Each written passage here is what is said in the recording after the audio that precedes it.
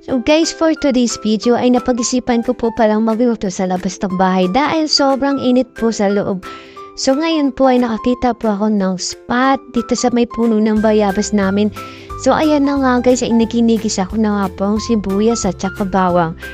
Ang lulutuin ko po pala ngayon ay ginisang chop suey lang siya. Ayan. Asing literal na ginisang chop suey. So ayan din po ang aking alagang si Hitler, ang bante sa lakay kong alagang pusa. Well, ayan. So gigisin lang po natin ang sibuyas at bawang. Nag-aantayin lang po natin itong mag-brown. Saka po natin ilalagay ang gulay. Ayan, kung mapapansin nyo guys, ay gabi na po yan, no? Around 6:30 na po yan ng gabi.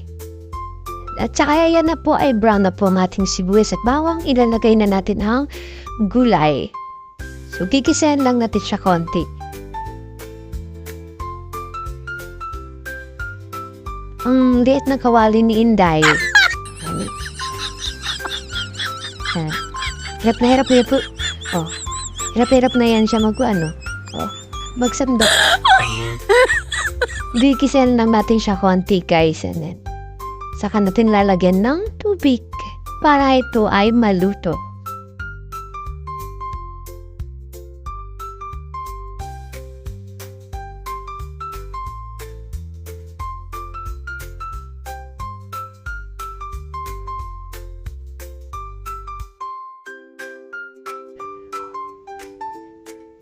So ito, lalagyan na natin siya ng tubig. Ayan.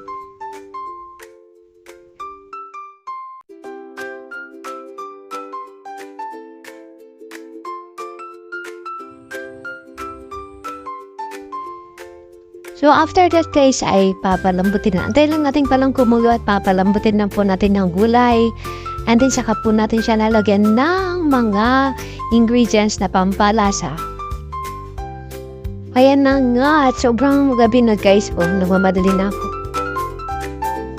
Ayan na guys. Oh, huwag kayong magkakalata. Nalagyan ko na po yan ng konting asin at konting magic. At yan na nga po ay nililipat ko na po siya sa plato dahil luto na po ang ating gulay.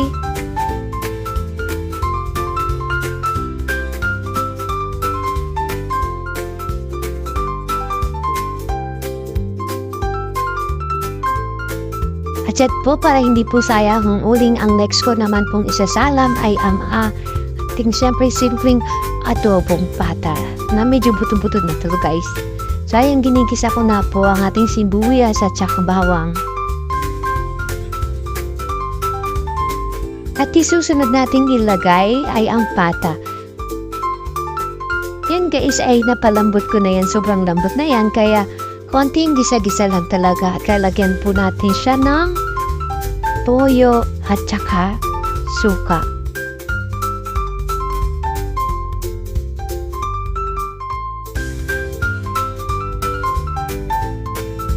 Ang isusunod ko naman pong ilagay ay ang pinakuluan nitong pata, yung sabaw po nito. Hindi ko siya tinapon kasi instead of water, yan po ang nilalagay ko. Antayin lang natin itong kumulo at lalagyan na po natin siya ng paminta at saka yung bulaklak ng saging.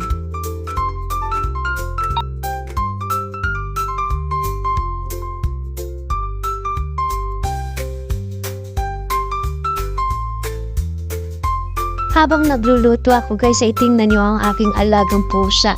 Ginagawa na nga ako ng upuan. At ang isa din ay bantay sa lakay din. Gutom na rin yata kasi sobrang tagal ko daw magluto. At ayan na nga mga pipis ay minamadali ko na nga. Kulang pa pala ako ng lagay ng asukal o di kaya honey. Honey nga po ang nilagay ko para healthy daw ay dahil meron lang po talaga ako niyan. Ayan guys, at luto na ang ating pata. Pwede na natin siyang isalin sa ating bowl. Gutom na nga si Inday. So ang isusunod nating isasalang ay syempre ay mainit na tubig para pangkape po natin kinabukasan. Ayan na ang aking adobong pata at papasok ako sa loob dahil kakain na at